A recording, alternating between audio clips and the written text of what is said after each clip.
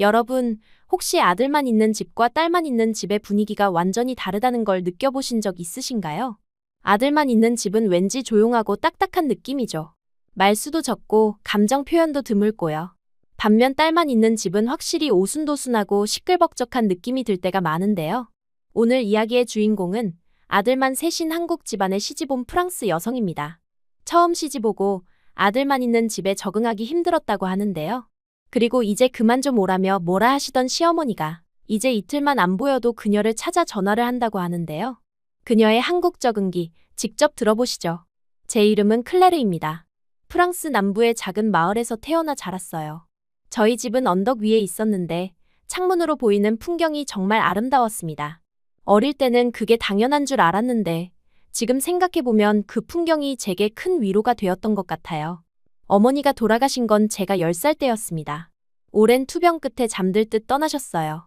그날 이후로 우리 집은 말 그대로 침묵에 잠겼습니다.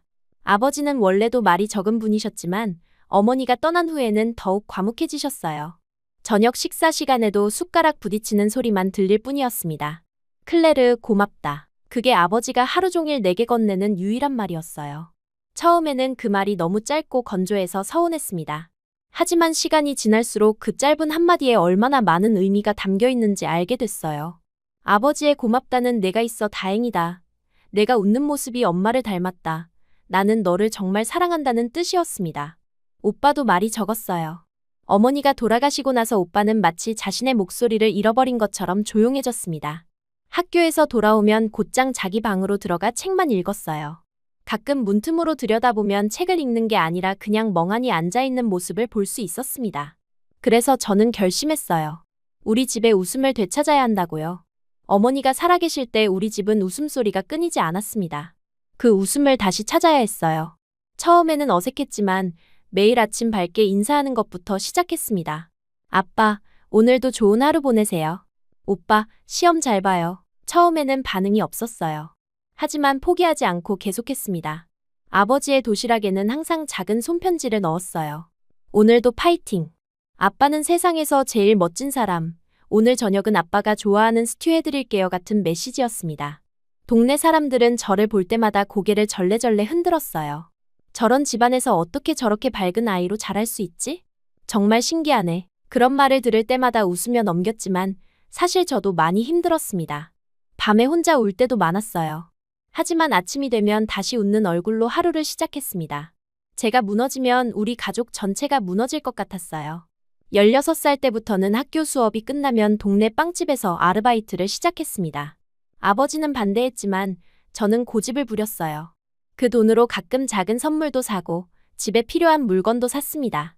어느 날은 오빠 방 앞에 새 책을 몰래 두었는데 다음 날 오빠가 처음으로 저를 바라보며 미소를 지었어요. 그 순간이 얼마나 값진지 모릅니다. 17살 생일에는 작은 케이크를 사서 집에 왔어요. 아버지와 오빠를 거실로 불러 초를 끄게 했습니다. 어색해하던 두 사람이 함께 노래를 불러주진 않았지만 그래도 함께 케이크를 먹었어요. 그때 아버지가 처음으로 긴 문장을 말씀하셨습니다. 클레르, 내가 있어서 살 수 있는 거란다. 고맙다. 그 말을 듣는 순간 그동안 참았던 눈물이 왈칵 쏟아졌어요. 아버지는 당황하셨지만 어색하게 등을 토닥여 주셨습니다. 그날 이후로 조금씩 변화가 생겼어요. 아버지는 가끔 저녁 식사 때 그날 있었던 일을 짧게나마 이야기해 주셨습니다. 오빠도 학교 이야기를 조금씩 하기 시작했어요. 18살이 되던 해 학교 선생님이 저를 불러 대학 진학에 대해 이야기하셨습니다.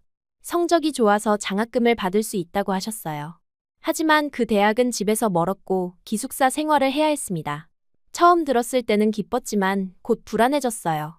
내가 없는 집은 어떻게 될까? 아버지와 오빠는 제대로 식사는 할까? 서로 대화는 할까? 그런 생각에 잠을 이룰 수 없었습니다. 결국 선생님께 시간을 달라고 말씀드렸어요. 집에 와서 고민하고 또 고민했습니다. 그날 밤 우연히 오빠의 서랍을 열게 됐어요. 오빠 방 전구가 나가서 새 것을 찾으러 갔다가 열린 서랍에서 대학 합격증을 발견했습니다. 날짜를 보니 2년 전이었어요. 놀라서 아버지께 물어봤더니 오빠가 대학에 합격했지만 진학하지 않고 공장에 취직했다는 사실을 알게 됐습니다. 왜요? 오빠는 공부를 정말 좋아했잖아요. 아버지는 한참을 말없이 계시다가 작은 목소리로 말씀하셨어요. 내 학비를 모으려고 그랬단다. 그 말을 듣는 순간 가슴이 무너지는 것 같았습니다. 오빠는 자신의 꿈을 포기하고 공장에서 일하며 내 학비를 모아두고 있었던 거예요. 그날 밤 베개를 붙잡고 한참을 울었습니다. 다음 날 오빠가 출근하기 전에 기다렸다가 물었어요. 오빠, 왜 대학 안 갔어? 오빠는 잠시 놀란 표정을 지었다가 이내 담담하게 대답했습니다. 그냥 공부보다 일이 더 맞는 것 같아서. 거짓말이었어요. 오빠의 눈빛에서 알 수 있었습니다. 저는 더 참지 못하고 오빠를 꼭 안았어요. 처음으로 오빠 앞에서 울음을 터뜨렸습니다. 오빠는 어색하게 제 머리를 쓰다듬었어요. 울지 마. 난 괜찮아. 정말이야. 그때 결심했습니다. 이 가족을 위해 뭐든 할 수 있다고요. 대학은 포기하고 일자리를 구해 오빠가 대학에 다시 갈 수 있게 해야겠다고 생각했어요. 하지만 그날 저녁 오빠가 처음으로 제 방문을 두드렸습니다. 들어와서 한참을 망설이더니 말했어요. 클레르, 너 대학 가라. 저는 고개를 저었습니다. 난 여기 있을 거야. 오빠가 대학 가야지. 오빠는 한숨을 쉬더니 정면으로 저를 바라봤어요. 어릴 때부터 단 한 번도 그렇게 진지하게 저를 바라본 적이 없었습니다. 이제 너도 내 삶을 살아. 항상 우리만 생각하지 말고 내 꿈을 위해 한번 살아봐. 그 말에 저는 또다시 울컥했어요. 오빠가 계속 말했습니다. 내가 공장 다니는 거 괜찮아. 사실 재미있어. 그리고 아빠도 이제 많이 나아졌어. 우리 둘이서도 잘 지낼 수 있어. 내가 늘 우릴 웃게 해줬으니 이젠 내가 웃을 차례야. 그날 밤 많은 생각이 머릿속을 맴돌았습니다. 오빠의 말이 계속 귓가에 맴돌았어요. 이제 너도 내 삶을 살아. 창밖을 바라보며 생각했습니다. 어머니가 계셨다면 뭐라고 하셨을까? 아마 오빠와 같은 말씀을 하셨을 거예요. 다음 날 아침, 저는 결심을 했습니다. 대학에 가기로요. 아버지께 말씀드렸더니 무뚝뚝하게 고개만 끄덕이셨어요. 하지만 그날 저녁 아버지의 방에 가보니 여행 가방을 꺼내놓고 계셨습니다. 제 옷을 정리하고 계신 모습을 보고 또 눈물이 났어요. 아빠, 아버지는 말없이 저를 바라보더니 갑자기 안아주셨습니다. 어머니가 돌아가신 이후 처음 있는 일이었어요. 어색했지만 따뜻했습니다. 잘 알 수 있을 거야. 내 어머니처럼 강하니까. 그 말 한마디가 저에게 얼마나 큰 용기가 되었는지 모릅니다. 아버지는 제가 어머니를 닮았다고 처음으로 말씀해 주셨어요. 그날 밤 오랜만에 편안하게 잠들 수 있었습니다. 대학 입학 전날 짐을 다 싸고 마지막으로 집을 둘러봤어요. 어머니의 사진 앞에서 한참을 서 있었습니다. 엄마, 잘 다녀올게요. 걱정하지 마세요. 작은 목소리로 인사를 했어요. 현관문을 열고 나가려는데 오빠가 작은 상자를 건네주었습니다. 열어봐. 상자 안에는 작은 사진첩이 있었어요. 우리 가족 사진들, 특히 어머니가 계실 때 찍은 사진들이 가득했습니다. 마지막 페이지에는 오빠의 글씨로 짧게 적혀 있었어요. 언제나 웃는 모습이 보고 싶어. 기차역으로 가는 길에 세 사람 모두 말이 없었습니다. 플랫폼에 도착해서 아버지는 제 짐을 내려놓으시고 어색하게 기침을 하셨어요. 전화해라. 짧지만 그 말에 담긴 의미를 알았습니다. 기차가 들어오고 마지막 인사를 나눴어요. 창가에 앉아 떠나는 기차 안에서 손을 흔드는 두 사람을 바라봤습니다. 아버지와 오빠, 그들의 모습이 점점 작아질 때까지요. 그렇게 저는 처음으로 스스로의 삶을 향해 한 걸음을 내딛었어요. 웃음으로 지켜온 우리 집을 잠시 떠나 이제는 제 꿈을 향해 나아가게 되었습니다. 하지만 마음 한편에는 언제나 그들이 있었어요. 제 삶의 이유이자 원동력인 가족이요. 대학교가 있는 도시에 도착한 첫날 거대한 건물들과 분주히 오가는 사람들 사이에서 작은 나무 상자처럼 움츠러들었어요. 고향의 작은 마을과는 너무나 달랐습니다. 기숙사 방은 생각보다 작았지만 창문 너머로 보이는 캠퍼스 전경이 마음을 진정시켰어요. 침대에 가방을 내려놓고 창가에 서서 한참을 바라봤습니다. 룸메이트는 파리에서 온 소피였어요. 활기차고 사교적인 성격이라 곧바로 저를 교내 투어로 이끌었습니다. 소피 덕분에 첫 주는 생각보다 덜 외로웠어요. 하지만 밤이 되면 아버지와 오빠 생각에 잠을 이루기 어려웠습니다. 매일 저녁 전화로 그들의 목소리를 들었지만 아버지는 여전히 괜찮다 는 한마디로 통화를 마무리했어요. 둘째 주부터 장학금만으로는 생활비가 빠듯하다는 것을 깨달았습니다. 식비와 교재비 그리고 가끔 집에 갈 기차표까지 생각하면 아르바이트가 필요했어요.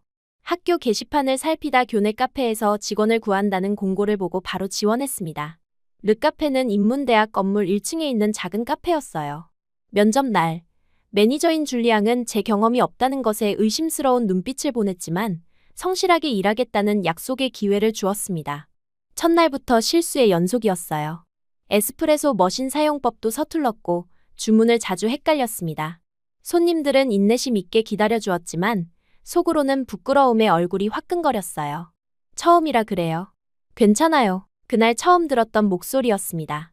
고개를 들어보니 옆에서 함께 일하던 동양인 직원이 미소를 지으며 서 있었어요. 태훈이었습니다. 그는 저보다 일주일 먼저 일을 시작한 한국인 유학생이었어요. 서툰 프랑스어였지만 그 따뜻한 말 한마디가 큰 위로가 되었습니다. 태훈은 건축학을 전공하는 유학생이었어요. 프랑스 건축에 관심이 많아 교환학생으로 왔다가 학비를 벌기 위해 카페에서 일하게 되었다고 했습니다. 그는 말수가 적었지만 항상 주변을 살피는 사람이었어요. 제가 어려워하는 일이 있으면 슬그머니 나타나 도와주었습니다. 일주일쯤 지나자 에스프레소 머신 사용법에 익숙해졌지만 여전히 바쁜 시간대에는 정신이 없었어요. 어느 날 점심 피크타임에 주문이 밀리면서 실수로 뜨거운 물을 쏟고 말았습니다. 손에 화상을 입었지만 손님들이 기다리고 있어 참고 일을 계속했어요. 태훈이 그것을 알아챘는지 갑자기 제 손목을 잡고 주방으로 데려갔습니다. 손 먼저 봐야 해요. 내가 대신할게요. 그의 단호한 목소리에 놀라 반박하지 못했어요. 태훈은 얼음을 가져와 제 손에 대주고 구급상자에서 화상 연고를 꺼내 조심스럽게 발라주었습니다. 그의 손길은 부드럽고 조심스러웠어요. 처음으로 누군가가 나를 이렇게 세심하게 돌봐주는 경험이었습니다. 괜찮아요? 그의 걱정 어린 눈빛에 갑자기 가슴이 따뜻해졌어요. 평소 저는 항상 다른 사람을 돌보는 입장이었습니다. 아버지의 도시락을 챙기고 오빠의 빨래를 하고 집안일을 도맡아 했어요. 누군가에게 보살핌을 받는 경험은 낯설었지만 기분이 이상하게 좋았습니다. 그날 이후로 태훈과 더 자주 이야기를 나누게 되었어요. 같은 시간에 일이 끝나면 함께 기숙사 방향으로 걸어갔습니다. 처음에는 어색했지만 점점 편안해졌어요. 태훈은 프랑스어가 서툴렀지만 열심히 대화하려고 노력했습니다. 저는 그의 프랑스어 공부를 도와주었고 그는 가끔 한국어 단어를 가르쳐 주었어요. 안녕하세요. 감사합니다. 사랑합니다. 한국어 단어들을 배우면서 마지막 사랑합니다를 연습할 때 우리 눈이 마주쳤습니다. 갑자기 얼굴이 뜨거워졌어요. 태훈도 귀가 빨개진 채 시선을 돌렸습니다. 그때 처음으로 내가 그를 여자로서 의식하고 있다는 것을 깨달았어요. 어느 비 오는 날 우산을 가져오지 않은 것을 깨달았습니다. 카페 문 앞에서 망설이고 있는데 태훈이 큰 우산을 들고 나타났어요. 같이 가요.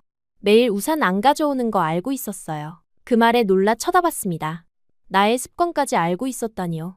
함께 우산 아래 걸으면서 어깨가 가끔 부딪혔어요. 그럴 때마다 심장이 빠르게 뛰었습니다. 기숙사 앞에 도착해서 인사를 나누는데 태훈이 갑자기 제 머리카락에서 빗물을 조심스럽게 닦아주었어요. 젖었네요. 그 작은 행동에 온몸에 전류가 흐르는 것 같았습니다. 누군가가 나를 여자로 대해준다는 느낌이 이런 건가요? 처음 경험하는 감정에 혼란스러웠어요. 카페에서 함께 일한 지 석 달쯤 지났을 때 태훈이 아프게 되었습니다. 이틀 연속 출근하지 않자 걱정이 되어 그의 주소를 매니저에게 물어 찾아갔어요. 작은 원룸에서 열에 떨고 있는 태훈을 보고 가슴이 아팠습니다. 약을 싸러 나갔다가 돌아와 수프를 끓여주고 이마에 물수건을 얹어주었어요. 고마워요. 미안해요. 잠들기 전 태훈이 중얼거렸습니다. 그 모습이 왠지 우리 오빠가 아팠을 때 모습과 겹쳐 보였어요. 하지만 느낌은 완전히 달랐습니다. 오빠를 돌볼 때는 가족으로서의 책임감이었다면 태훈을 돌보는 건 내 마음이 원해서였어요. 그가 아픈 모습을 보는 것도 괴로웠고 그가 웃는 모습을 보고 싶었습니다. 태훈이 건강을 회복한 후 우리 관계는 더 가까워졌어요. 휴일이면 함께 도시를 탐험하고 공부도 같이 했습니다. 서로의 문화에 대해 이야기하며 밤을 새기도 했어요. 태훈은 한국의 가족 이야기를 들려주었습니다.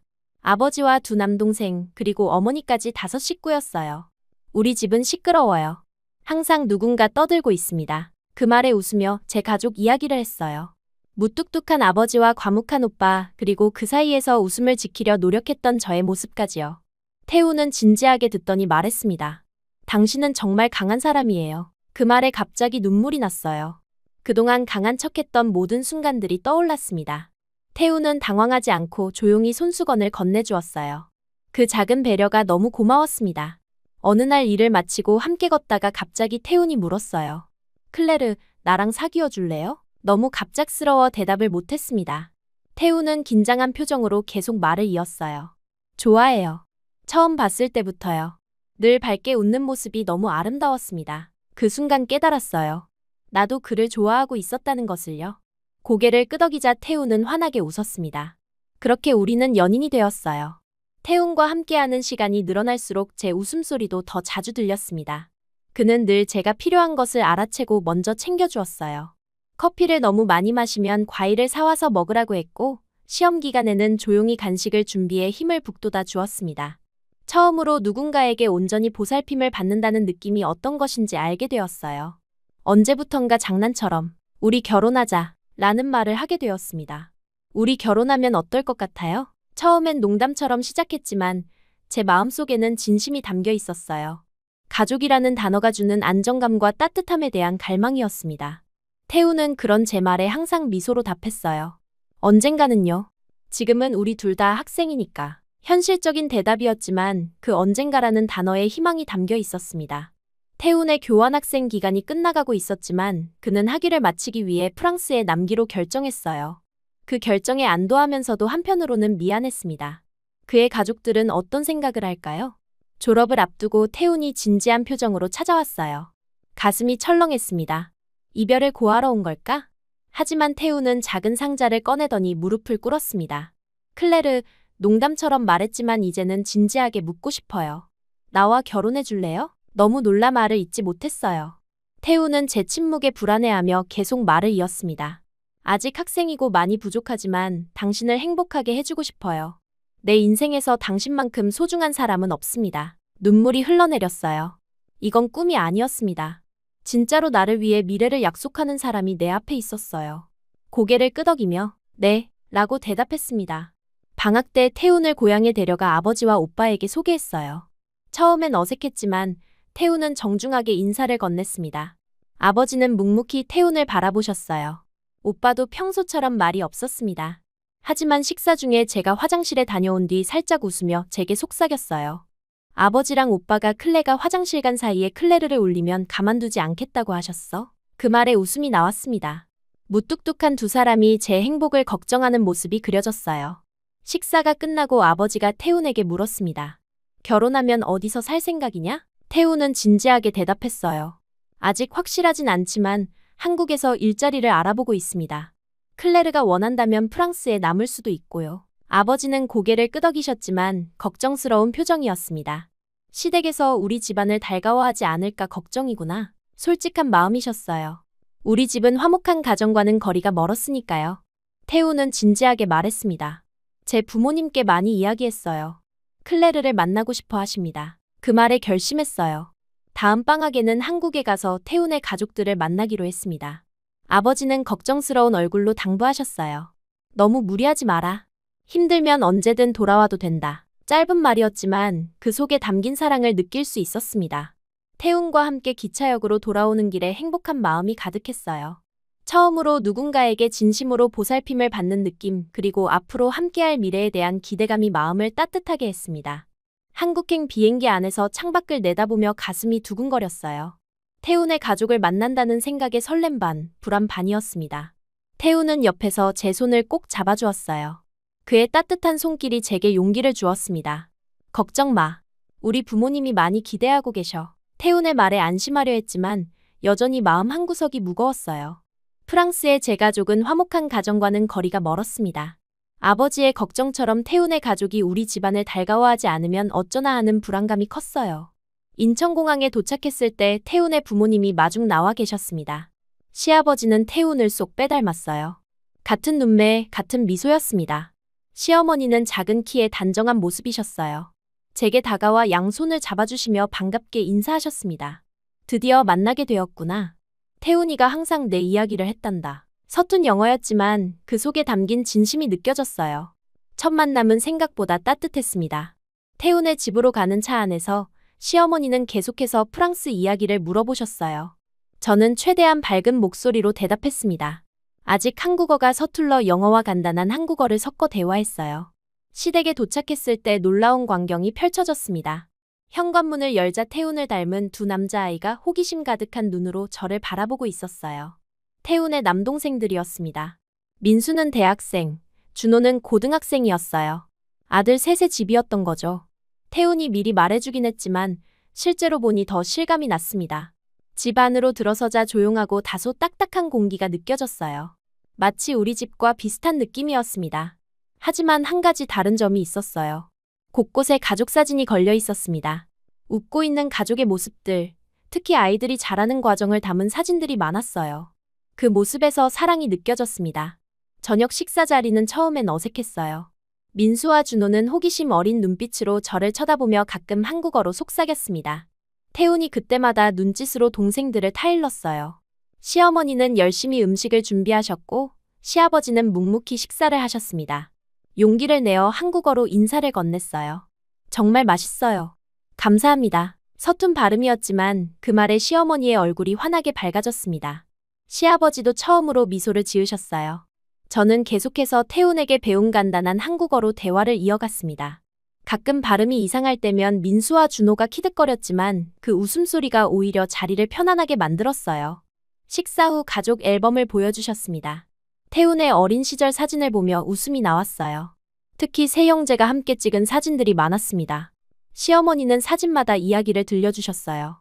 태훈이 5살 때 동생을 업고 넘어진 이야기, 중학생 때 과학경시대회에서 상을 받은 이야기, 그리고 첫 여행을 갔던 추억까지요. 우리 집은 항상 아들뿐이라 싸우는 소리만 들려. 딸이 있었으면 좋았을 텐데. 시어머니의 말에 저는 용기를 내어 대답했습니다. 이제 저도 있잖아요. 갑자기 제게 다가와 꼭 안아주셨습니다. 그 순간 마음 한구석에 있던 불안감이 조금씩 사라지는 것을 느꼈어요. 첫날 밤, 태훈과 나는 그의 방에서 이야기를 나눴습니다. 처음 만난 인상에 대해 물었어요. 우리 가족이 어때? 많이 불편하진 않아? 솔직히 말했습니다. 처음엔 긴장됐지만 생각보다 따뜻하게 맞아주셔서 감사하다고요. 태훈은 안도한 듯 웃었어요. 그날 밤 처음으로 한국 집에서 잠을 청하며 이상한 안정감을 느꼈습니다. 태훈의 방은 그의 성격처럼 단정했지만 곳곳에 책들이 가득했어요. 건축 관련 서적, 예술책 그리고 놀랍게도 프랑스 문학책도 있었습니다. 다음 날부터 저는 적극적으로 가족들에게 다가갔어요. 아침에 일어나 시어머니의 아침 식사 준비를 돕고 시아버지의 신문을 정리해드렸습니다. 민수와 준호에게는 프랑스어를 가르쳐주겠다고 제안했어요. 두 사람 다 처음엔 머뭇거렸지만 곧 흥미를 보였습니다. 특히 준호는 프랑스 문화에 관심이 많았어요. 파리의 건축물, 루브르 박물관, 에펠탑에 대해 끊임없이 질문했습니다. 민수는 프랑스 음식에 호기심을 보였고 저는 한국 재료로 간단한 프랑스 요리를 만들어 보여주었어요. 크레페를 만들 때는 온 가족이 모여 구경했습니다. 시어머니는 제가 요리하는 모습을 보시더니 감탄하셨어요. 손재주가 좋구나. 어디서 요리를 배웠니? 어머니가 돌아가시기 전에 기본적인 것을 배웠고 그 후로는 혼자 집안일을 하며 터득했다고 말씀드렸습니다. 그 이야기를 듣고 시어머니는 잠시 말없이 저를 바라보셨어요. 그리고는 갑자기 부엌 구석에서 앞치마를 꺼내 저에게 주셨습니다. 일주일쯤 지나자 집안 분위기가 확연히 달라졌습니다. 아침 식사 시간에는 웃음소리가 끊이질 않았어요. 저는 프랑스 마을의 재미있는 이야기를 들려주었고 민수와 준호는 학교에서 있었던 일을 이야기했습니다. 심지어 과묵하던 시아버지도 가끔 직장에서 있었던 일을 짧게나마 말씀하셨어요. 어느 날 저녁, 시아버지가 처음으로 저를 따로 불러 이야기를 나누셨습니다. 클레르, 태훈이가 행복해 보인다. 고맙다. 아버지의 고맙다. 와 똑같은 짧은 말이었지만 그 속에 담긴 의미는 깊었어요. 저는 용기를 내어 시아버지의 손을 잡고 말했습니다. 아니에요. 제가 더 행복해요. 이렇게 좋은 가족을 만나서 감사합니다. 시아버지는 수줍게 웃으시더니 갑자기 말씀하셨어요. 나는 항상 딸을 원했단다. 이제 딸 같은 며느리가 생겼구나. 그 말에 가슴이 따뜻해졌습니다. 한국에서의 이주가 끝나갈 무렵, 태훈과 저는 결혼 계획을 구체화했어요. 졸업 후 한국에서 살기로 결정했습니다. 프랑스로 돌아가 아버지와 오빠에게 소식을 전하자 두 사람 다 조용히 축하해 주었어요. 아버지는 여전히 걱정스러운 표정이었지만 제 결정을 존중해 주셨습니다. 오빠는 처음으로 농담을 했어요. 내가 한국어 좀 배워야겠네. 태훈과 저는 주변에 너무 이른 나이 라는 우려에도 불구하고 아주 무난하게 결혼했어요. 두 집안의 축복 속에 작은 결혼식을 올렸습니다. 살 곳을 정하는 문제는 생각보다 쉽게 결정됐어요. 태훈이 한국의 건축사무소에 좋은 기회를 얻었고 저도 한국에서 프랑스어 강사로 일할 수 있었습니다. 결정을 아버지와 오빠에게 알렸을 때 두 사람의 얼굴에 걱정이 스쳤어요. 특히 아버지는 너무 멀리 가는 것 아니냐며 조용히 물으셨습니다. 그 마음을 이해했어요. 저는 항상 집안의 웃음이었으니까요. 그래서 자주 프랑스에 여행 가기로 약속했습니다. 한국에 정착한 첫 달은 적응하느라 정신이 없었어요. 언어부터 음식, 문화까지 모든 것이 새로웠습니다. 하지만 시댁의 도움이 컸어요. 특히 시어머니는 제가 한국 생활에 적응할 수 있도록 세심하게 챙겨주셨습니다. 아버지와 오빠에 대한 걱정에 자주 프랑스로 연락했는데 한 번은 전화 통화 중에 오빠에게 뭘 챙겨 먹냐 물으니 대답을 못하는 거예요. 분명 인스턴트나 먹고 있겠지라고 말을 해도 묵묵부답이었습니다. 그 이야기를 시어머니께 우연히 전했더니 다음 주에 놀라운 일이 벌어졌습니다. 시어머니께서 한국 간식과 반찬들을 진공포장으로 정성껏 만드셔서 프랑스로 보내주셨어요. 남자들끼리 살면 끼니를 제대로 못 챙기기 마련이야. 내 아버지와 오빠가 걱정돼서 그 말에 너무 감동했어요. 사돈을 위해 이런 마음을 써주시다니 정말 놀라웠습니다. 그때부터 저는 거의 하루가 멀다 하고 시댁에 드나들기 시작했어요. 처음에는 감사 인사를 전하러 갔다가 점점 시간이 길어졌습니다. 시댁은 처음 방문했을 때와 마찬가지로 여전히 무뚝뚝하고 말이 적은 집이었어요. 식사 시간에도 숟가락 부딪히는 소리만 들릴 뿐이었습니다. 아들 셋을 키우며 형성된 가정 분위기인 듯했어요. 시어머니는 특히 처음에는 말투가 다소 강하셨습니다. 그렇게 앉으면 안 돼. 한국에서는 어른 앞에서 다리 꼬면 실례야. 그건 그렇게 먹는 게 아니야. 이렇게 먹어야지. 마치 야단치는 듯한 말투였지만 그 속에 걱정과 애정이 담겨 있다는 것을 알 수 있었어요. 저는 그런 지적에도 늘 웃으며 고마워했습니다. 그리고 특유의 부침성으로 계속 시댁에 찾아갔어요. 때로는 직접 만든 프랑스 디저트를 들고 때로는 태훈이 좋아하는 와인을 가지고요. 처음 한 달은 시어머니가 표정이 굳어지셨어요. 아이고 귀찮게. 왜 이렇게 자꾸 와 바빠 죽겠구만. 그래도 저는 포기하지 않고 계속 찾아갔습니다. 2달쯤 지나자 변화가 생겼어요. 시어머니가 슬그머니 제게 요리 비법을 알려주기 시작하셨습니다. 이건 태훈이가 어릴 때부터 좋아하던 방식이야. 한번 해봐. 무뚝뚝한 시아버지도 조금씩 변하셨어요. 어느 날은 퇴근길에 프랑스 와인을 사오시기도 했습니다. 그 작은 변화가 얼마나 기뻤는지 몰라요. 민수와 준호도 처음에는 어색해하더니 점점 저를 편하게 대하기 시작했습니다. 저는 시댁에 갈 때마다 집안의 웃음을 가져갔어요. 재미있는 프랑스 이야기부터 시작해서 태훈과의 에피소드, 한국어 배우면서 있었던 실수담까지요. 처음엔 어색하게 웃던 가족들이 점점 크게 웃기 시작했습니다. 특히 민수와 준호는 제 서툰 한국어에 배꼽을 잡고 웃곤 했어요. 한 번은 제가 한국 속담을 잘못 말해 모두를 웃게 한 적이 있었습니다. 똥 묻은 개가 겨 묻은 개 나무란다. 개 묻은 똥이 겨 묻은 개를 나무란다. 라고 말했거든요. 그날 시아버지가 처음으로 소리내어 웃으셨습니다. 그 웃음소리를 듣고 너무 기뻤어요.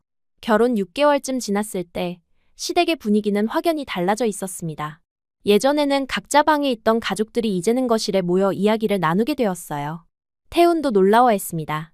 우리 집이 이렇게 시끌벅적했던 적이 언제인지 기억도 안 나. 내가 정말 우리 집을 바꿔놓았어. 가장 큰 변화는 식사 시간이었어요. 태훈에 따르면 어른이 된 후로는 가족이 다 같이 식사하는 일이 거의 없었다고 합니다. 아버지는 늦게 들어오시고 형제들도 각자 일정에 맞춰 따로 먹었다고 했어요. 하지만 이제는 일주일에 2~3번은 온 가족이 모여 식사를 했습니다. 시어머니는 입으로는 너무 부담스러워. 이제 그만 와도 돼. 라고 하셨지만 얼굴은 점점 더 밝아지셨어요. 며칠만 시댁에 가지 않으면 전화가 왔습니다. 오늘 저녁은 뭐 할 거야? 태훈이 좋아하는 갈비찜 했는데. 그런 초대가 얼마나 기뻤는지 몰라요. 이제는 시어머니가 저를 아들보다 더 찾게 되었습니다. 가끔은 태훈 없이 저만 불러 차를 마시며 이야기를 나누기도 하셨어요. 시어머니의 젊은 시절 이야기, 태훈이 어릴 때 이야기를 들으며 가까워졌습니다.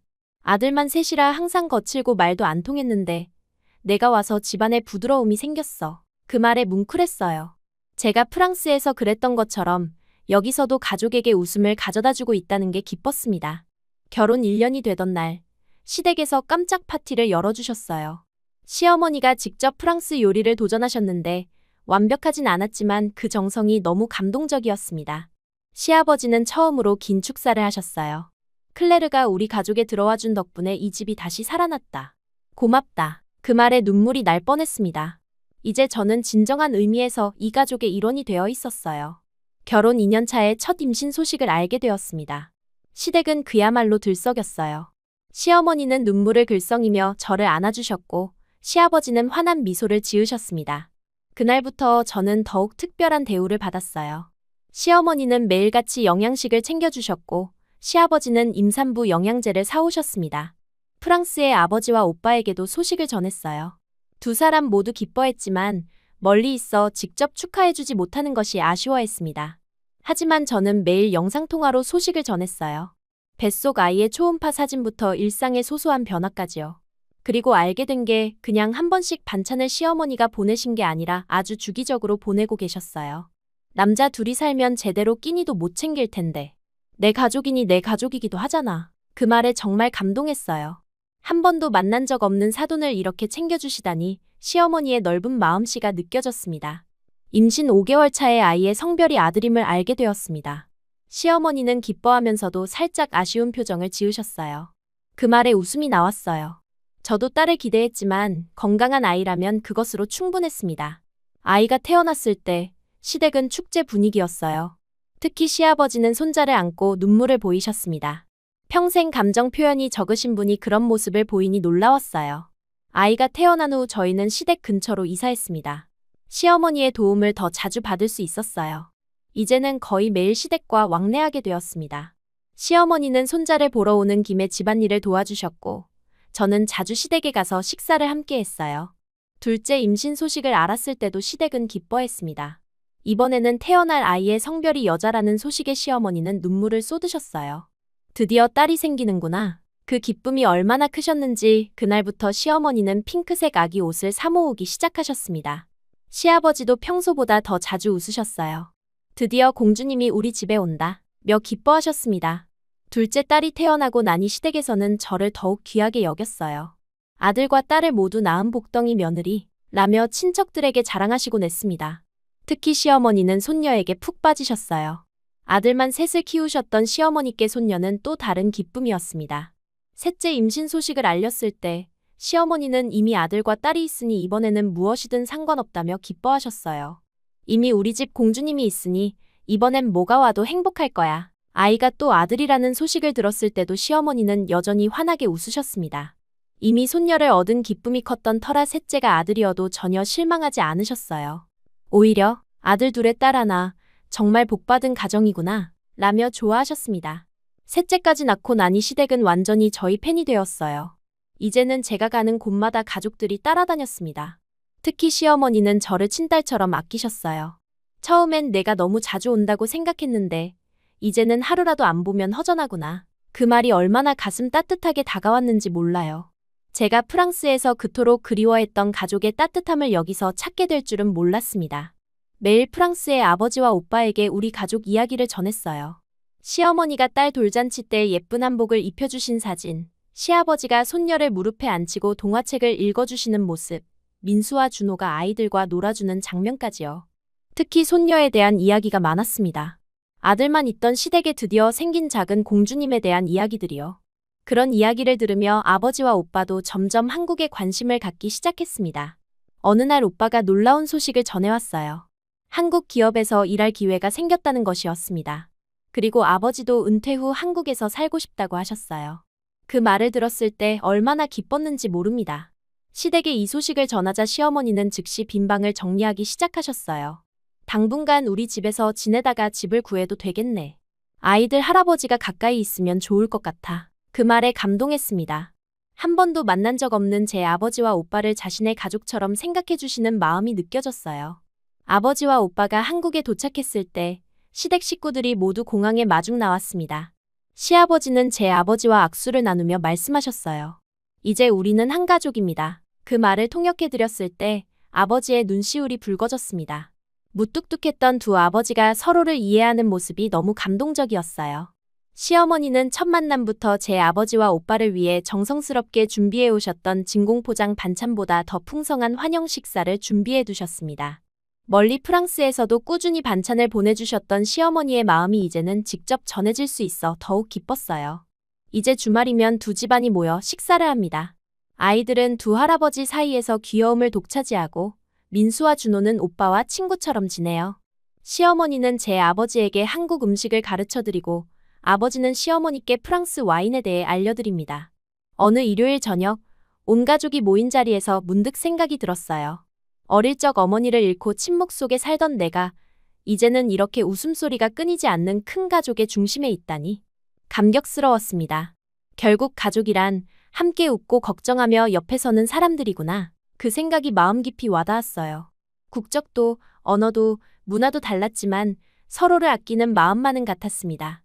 그렇게 아들 셋과 프랑스 며느리는 한 집안의 중심이 되어 있었어요.